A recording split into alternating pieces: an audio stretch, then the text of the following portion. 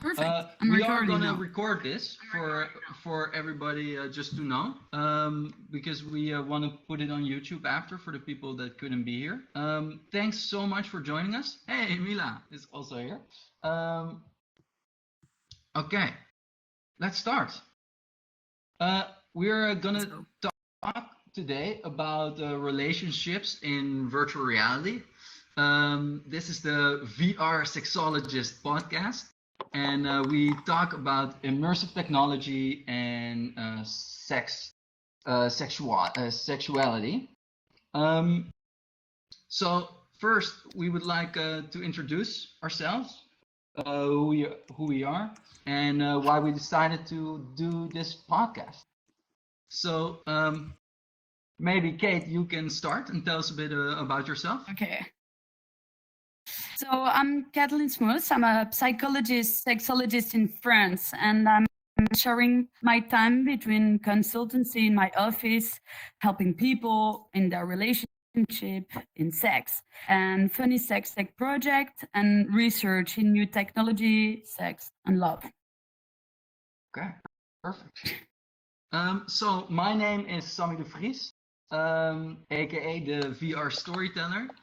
I am a writer, a social psychologist, and a VR developer. And I love to bring these three practices together to create VR experiences. And yeah, the first thing we want to talk about is how we actually came up with the idea for the show. So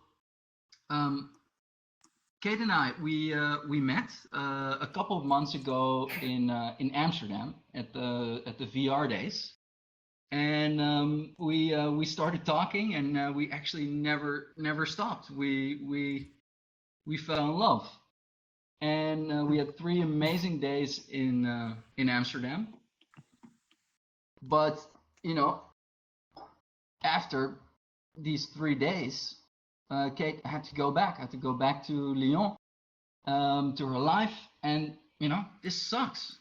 And I think this is one of the biggest problems for our generation right now, that we are so insanely well connected that we can go anywhere in the world. Well, before Corona, because now actually we can't see each other in real. But you could go anywhere, but we're also digitally very well connected.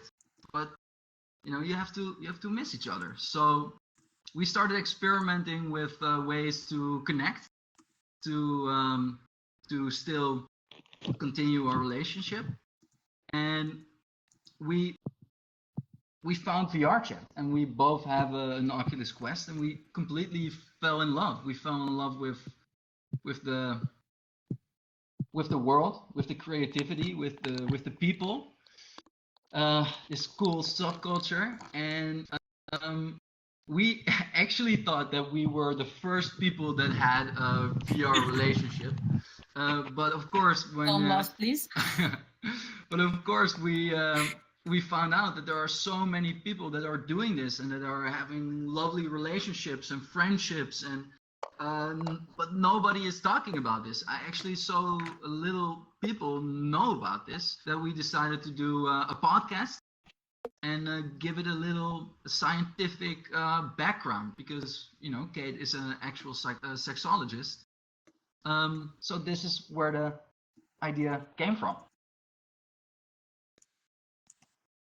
For sure. And so we come upon the fact that it's so difficult to describe virtual relationship, and how do you describe this to your friend? And I think it's exactly the same question if you have to describe sex ecstasy to small children, what I do not recommend. But so like when it come to you and say like, well, is it fun like circus? You're like, well, not exactly this. So he said like, is it like chocolate ice cream? And you're like, well, it's like that, but much more than that. So is it fun like roller coaster? And then, well, that's part of it, but it's even more than that. In short, we cannot tell you how it look like, because it's just not like anything that people have ever experienced before, most of them, and there is no word adequate to describe it anyway. So I say to people, you won't know how it's look like until you try it yourself, and then won't have to tell you. And I think it's also why we wanted to share in this podcast this experience of cyber love, cyber sexuality, and wanted to have like interviews of other people like you guys and experts in order to help people to understand a bit better what's probably the future of our relationship. And just before we had Louis, who just created this world and made a review on his website. And some people told him, like, is it relevant to talk about this? And the answer will be with like nearly 1/3 of all recent marriage beginning online. It's so easy to see the great potential that have virtual reality for building lasting relationships. So of course, yes, it's relevant. And as Timothy Leary used to say, if you know this great guy, no one really understands what the pioneers is doing. And today we are all pioneers in virtual reality. And even if it's a very difficult task, we are going to try to understand it together. And we are going to put some science on this, and we're going to show the world that yes, it's possible to have sustained relationship in virtual reality. And that's crazy. Yeah. So we are also going to do this tonight again in Altspace VR, which we think is great for events, but it's not comparable with VRchat, where this community is so creative and is creating all these amazing places, all these amazing avatars and identities and relationships. So we also really wanted to do it here. Yeah. Okay. It's true that Altspace VR it's really different. You're more invisible in this world because the avatar seems a bit the same. And I do think VRchat is much better for relationship. So yeah, the thing we want to answer the question is like, how does the science of love work when people are no longer meeting in the physical world? And can people fan and fall in love in the age of virtual reality? And also, of course, can it really lead to sustained relationships? I think it's going to be difficult to show the interview. Well, we could. I don't know if it's working. So yeah, if you're not on Quest, probably you will be able to see the interview downstairs of D Fox, who is just right there with us. And thank you, D Fox. Yes, thank you so much, did D a Fox. great job for us. Yeah. So what we did, we wanted to go in VRchat and actually get some experienced users to talk about their relationships in virtual reality. And D Fox did a great job, and we made a little interview and a little video. So yeah, we can go downstairs and watch it, and let's see if it works. If it doesn't work, we'll we'll go back up and we'll continue talking. Is it okay for you? Yeah. Let's go. Sorry. Someone crashed there next to me. It's so funny.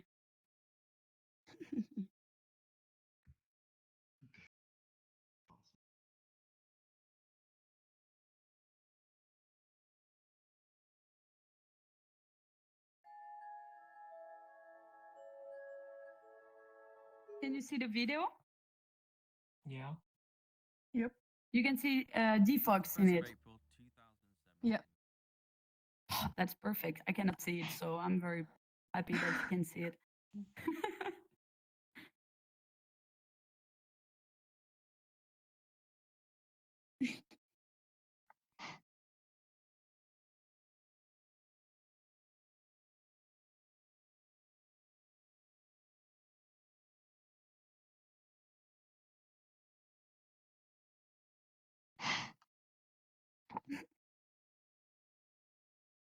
the first thing you have to know, there's no borders. You can live in outer space, like very distant, but you can also have feelings for someone who maybe you would not see in real life. So that's one Yeah, it's thing. true. Everything you have to remember about this is a virtual world. So everything that's is acting here is virtual. So when you don't judge the avatar, you don't judge the voice, you just judge the personality of the person. You could be a serial killer, you would never know. But at the same Yeah, it's time, true. you can meet beautiful people. And you have to understand there's three kinds of relationship in VR. The first one is people that's going to be married and do a wedding in VR. That's waifu thing and everything. Like those two over like there. we Yeah. Yeah, exactly. So you see, it's more like a friendship relationship, but at the same time, they are waifus. Okay. Yes, I mean I have three kids yeah. and one pet, and yeah, so like There you Like go. you. See, that's the first one. It's really better. They do this for two reasons: because they love each other, and the second one is because it's much easier to say no to a guy who just want to ERP with you. When you Yeah. say you have a wife in VR, yeah, that's true. I mean, yeah. And the second okay. one would be a relationship just about sex. So that's ERP. When you Okay. when you tease someone, and then something happen, and then something happen. And even in ERP, there is two kind of it. There is the ERP just or erotic role play.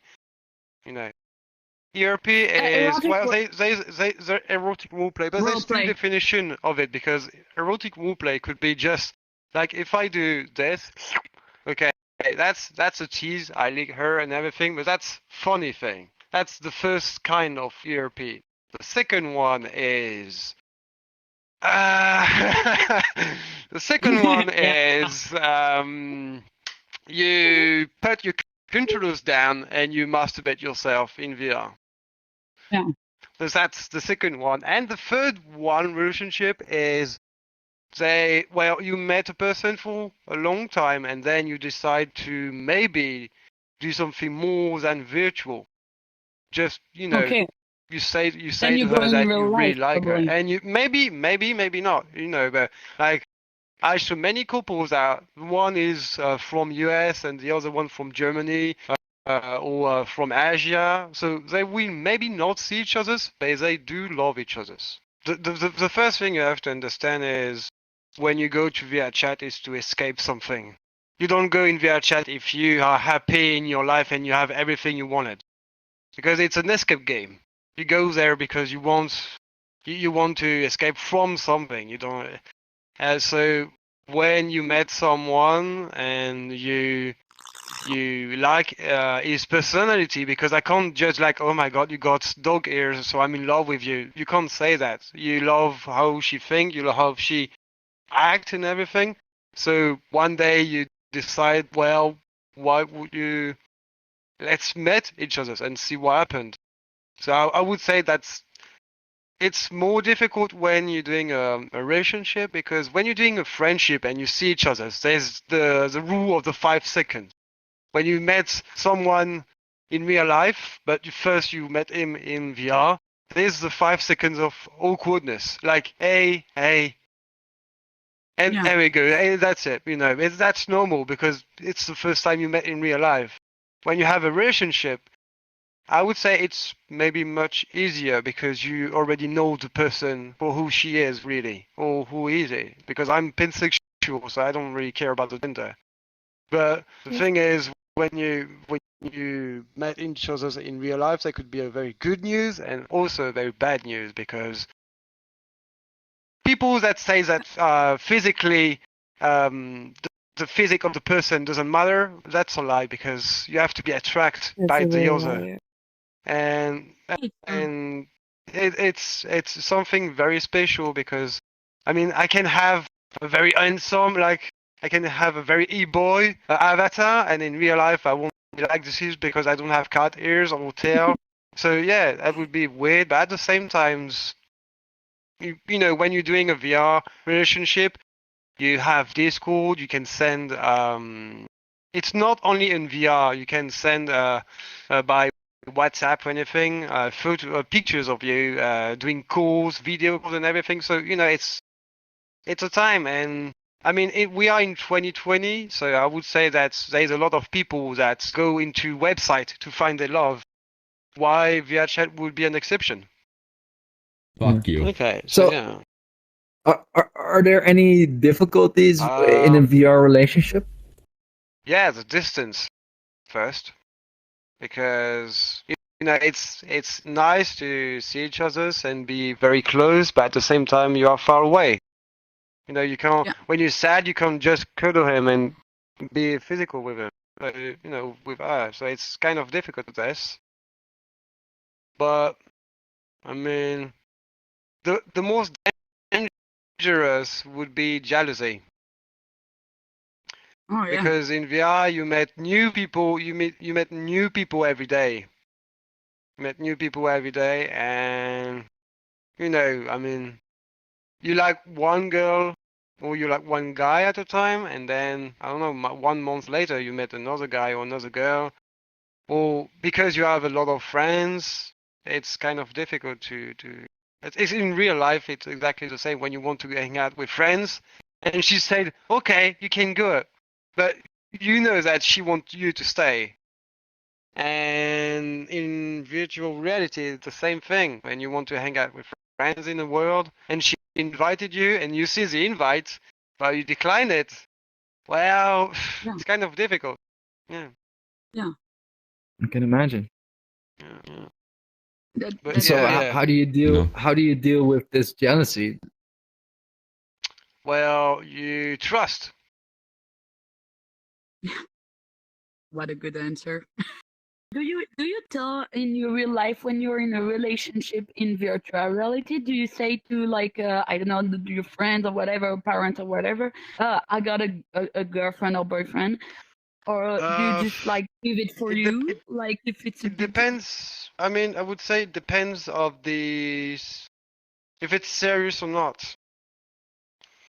Okay. Okay, I'm going to be very trash, but when you have sex with someone in real life, do you say to your parents you met someone? No. No. So you wait that it's kind of serious. Yeah. So I would say that in virtual reality, it's the same thing. If you met someone and you wait a little bit and you realize that you want her in sure, you can talk about it, but it's kind of And difficult.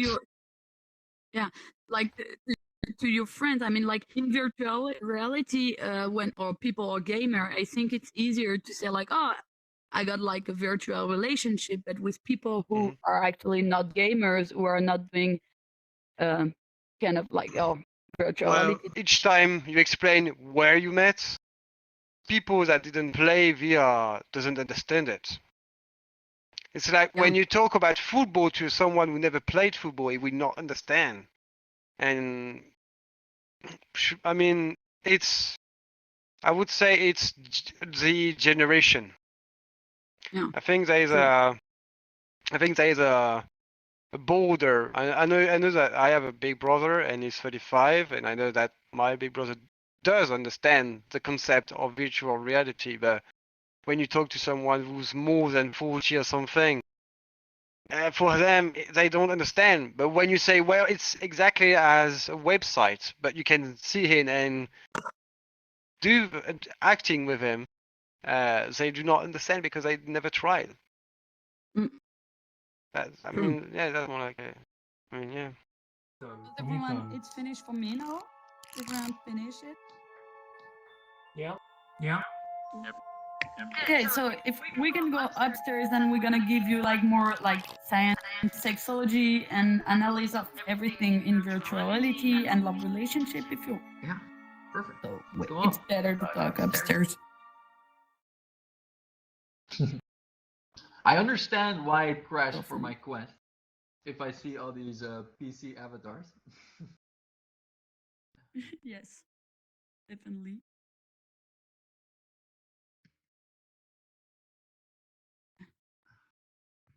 Defox, we keep going in each other. I don't know why. I mean, we can talk about I'm it right here, later. babe. I don't mind. Okay, Kate. So, actually, the first thing we wanted to talk about after the video was the role playing. The role play. Yeah. Because I think this is in virtual reality. It's one of the the biggest things. We're actually all role playing right now. We all chose an avatar. We all embody this avatar, and Like the a avatar, carrot? a carrot, yeah, and all the choice you make, the choice how you look, also I think affects how you behave, and also the roles and the friendships and the love you take on. Yeah, and Sammy, you're a theater actor in real life, so I think you can tell us a bit more about the benefit of role play, the limitation, and how these two identity, the digital identity and the real actual identity, like interconnect together. Maybe give us some tips. Yeah. So I am a theater actor, and one of the last plays I did was about my grandfather, who was a Jewish resistance fighter, and I never got to meet him. I only knew the stories. So when I got to play him and I could take on this role of this heroic young man, I it really I learned a lot about him, about his perspective on the world, but also about being confident and brave, and these are things you can take with you, I think.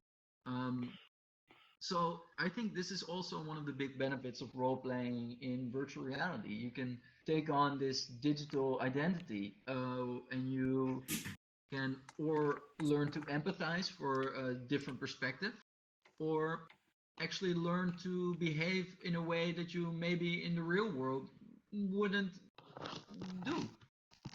Um, so I think this is really beneficial, actually. Yeah, of course. And so also the thing which is really interesting in a psychological point of view is what we call the Proteus effect. So maybe you can tell a bit more. Most of you are VRchat users, so you know this. But so for the people who will actually look the show and never experience this, we need to explain a bit that actually when you choose an avatar, it's not empty. You act like how you look like. Yeah, in a way. maybe you can show it by taking on an avatar. Yeah, you can grab. Oh yeah, I'm gonna grab one because it's me. Yeah. Because you cannot do it. So like, if I'm Okay, it seems that we lost Kate, but this is okay. We have a protocol. I'm just gonna keep talking, and she'll come back. So what I want to talk to you about is the Proteus effect. And if you play VRchat, you probably already know about this, or you at least felt it. But the Proteus effect is something very well measured in the scientific community, and this is that if you choose a big, giant avatar, you are more likely to behave more confident than if you choose a small, tiny avatar. And this, of course, is something really interesting because it means that if you take on this other perspective, you also start acting differently.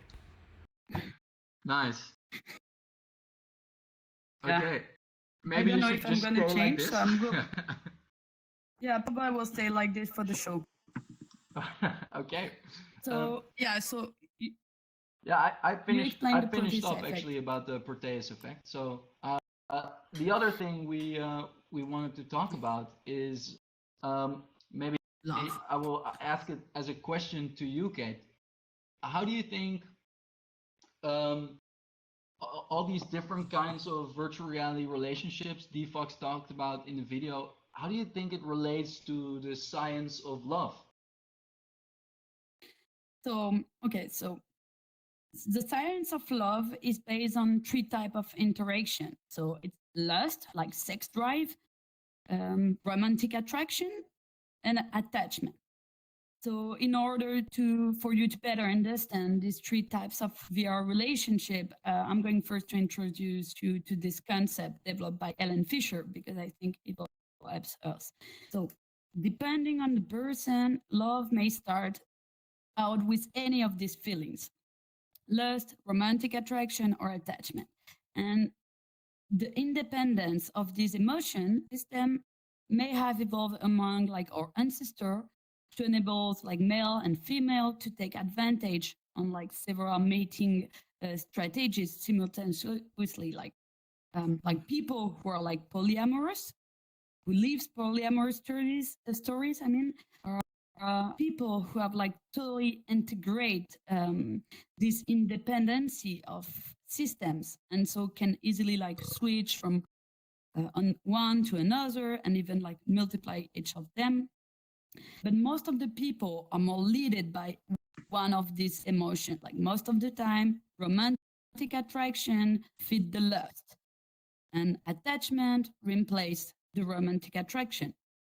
And most of the societies actually are encourage this last type of relationship in order to make love marriage, like to establish a contract between the couple, protect them. I'm not saying that polyamory suppose a better integration of the system, but it's just another way of living those ones. So like regarding to our interview with D. Fox, and the science of love, the first one I want to talk about, and which is led by lust, of course, is ERP, erotic role play. But I think, Sami, you can talk about it better, so I will leave you talk about this. My avatar doesn't seem so cool to talk about erotic right now. Yeah, so the erotic roleplay is one of the first. It's really easy for people to get into. You go into a world, you take on an avatar, and if you see another avatar you like that sexually attracts you, this can be enough to have a sexual relationship. And this doesn't have to take long; it can be very short. But this is most of the time it can be a stepping stone for something else, for something bigger. And this is actually the second Yeah, step. relationship. Yeah. Like the second step is in science of love, romantic attraction, and what talks about D. Fox, who is like lying on the floor right there, is like a friendship, like wedding love relationship. And in real life, to make a comparison, we could say it's when you're like boyfriend and girlfriend, but doesn't really have a project together, like real project. You're not really engaged. But in virtual reality, it's really specific, because in this type of relationship, people have wedding, kids, pet, and they are playing a bit further in the relationship, a bit deeper. And this is really interesting, I think. Yeah, I agree. And yeah, then you have the last step, and that is attachment. Yeah, attachment is a bit different, because like people get married in the VR in relationship in the first and the second one we talk about, because they can have the feeling and the joy of sharing an experience with someone else, but they just engage their digital identity, not their real identity.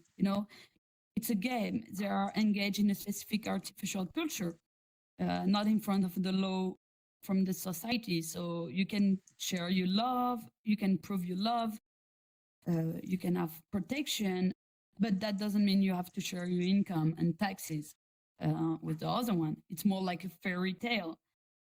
And it's also it's also crazy because this it is also suggests one you of the desire things, someone. this is one of the things that I love most about VRchat, because it is a game. Me too. It is a game where you simulate real life. But the cool thing about this game is that you can actually simulate relationships. You can, there, of course, there are real relationships, but there is not the same real world consequences if you say something weird or do something weird in VRchat. It's more of a playground to test with new identities, to experience with new roles, reverse roles. And this is what I love. Yeah, actually, you test your ability to connect with other people, but without the physical. So it's really interesting. And then if it works, then the third type of relationship default was talking about, like the kind of, we could say, real relationship. I have a word when I do this, okay? Is when you move, so like you can move from lust to attraction first with virtual reality, you can have a little pause, you can think, and then you can go in actually the real world. Yeah, exactly. And that's the third one. Yeah. So, what do you think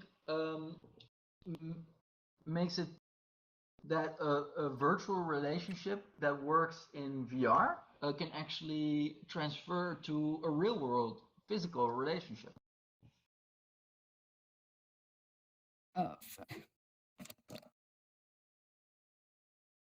My headset crash. Is it black?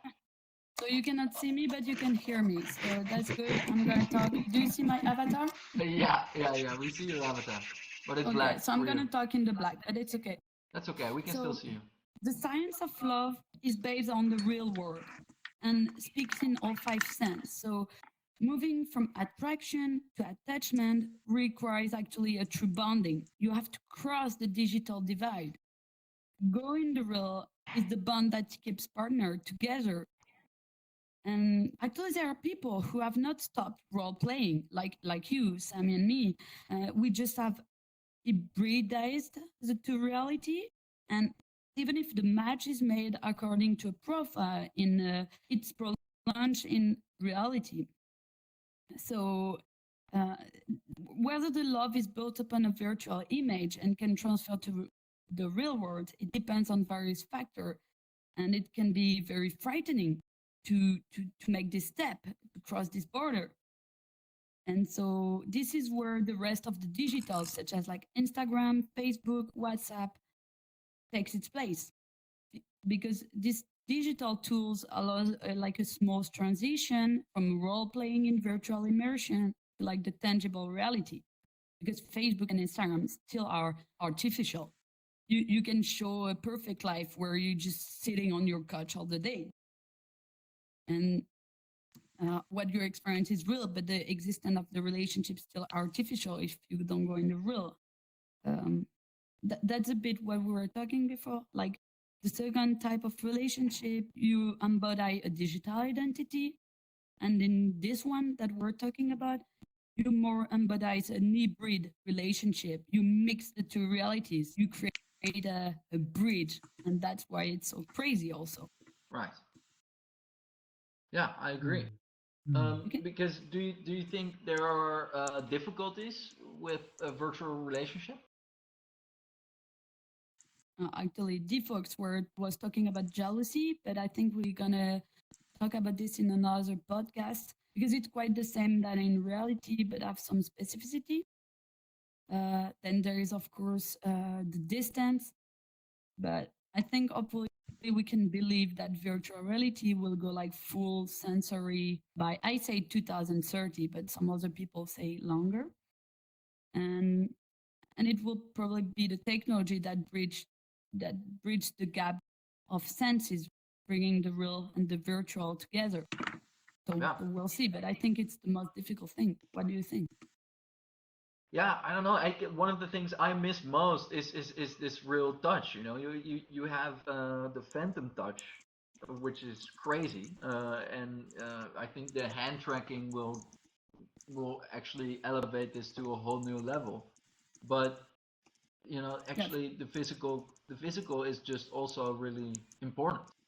And to cross this bridge, to go from hybrid relationship to a full real relationship. Well, it's, you know, real, what's real relationship, but let's say a physical relationship where you're maybe living together. This is a big step. But I want, yeah. Tell.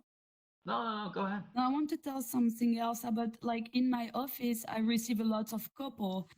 And I think also virtual reality, for people who don't know this and don't know VRchat, can actually reinvigorate their relationship. It's avoid predictability in favor of discovery, novelties. It's an opportunity to, I mean, go further in the intimacy and pleasure. Most of the time, as sexologists, but everyone who is a therapist will say the same, like the crisis of the couple is a crisis of imagination.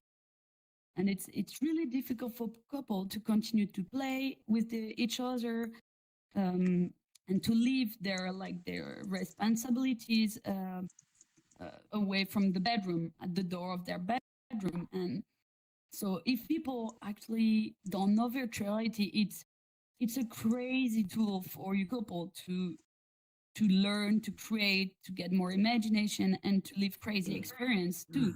Yeah. And it's also why I use it in my therapy with my patient, because I'm like, go in this, you're gonna see it's just insanely funny, imaginative, nice, creative. Yeah, imaginative, and you're gonna learn from one this. of the things that I love most about VRchat is that if I think back of all the crazy stuff we have done in VRchat and have done together, these are real memories. This is something that really actually happened between us, and you know, that no other medium can give us this right now. And for us, you know, we were planning on seeing each other.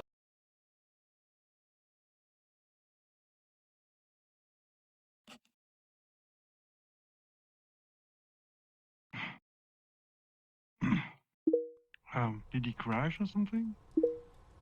Ah, I'm not sure. I think. Oh, hey, are you back? Yep. I'm there, but I cannot see you guys, so it's okay. I've got a black headset. Yeah. But it's a blind test, blind love test. It's okay. Perfect. So yeah, actually, on this note, I think we want to end it.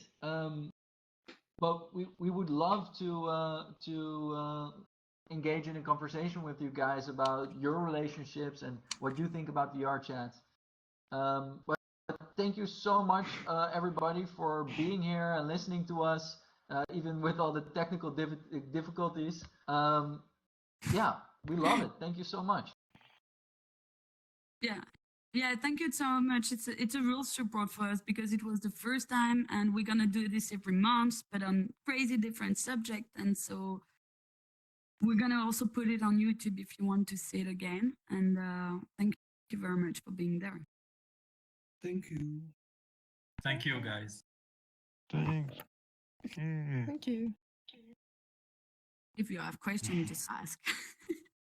I'm gonna reload my headset. Sammy, answer. Yeah. And if you want to dance, you can go downstairs. Oh yeah, let's do this.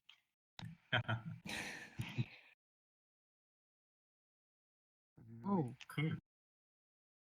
I want to dance with the carrot over there. Can the carrot dance? oh hey.